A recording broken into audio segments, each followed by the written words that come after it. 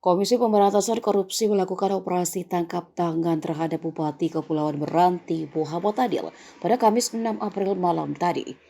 Jika Tribun News masih ingat, Muhammad Adil sempat membuat heboh lantaran menyebut orang-orang di Kementerian Keuangan adalah iblis atau setan.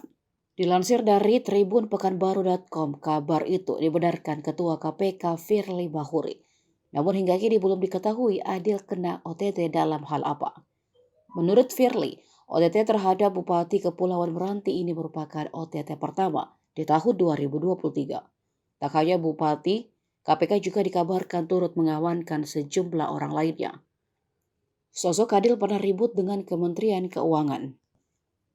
Ia bahkan secara terang-terangan mengatakan di depan Dirjen Kementerian Keuangan diisi iblis dan setan. Pernyataan itu keluar karena terkait kecilnya dana bagi hasil minyak dan gas yang dianggap tidak adil untuk daerah Meranti. Sempat diprotes terkait hal itu, Bupati Meranti bersikukuh tidak mau minta maaf. Akibat ulahnya, Kemendagri kembali memanggil M. Adil kala itu.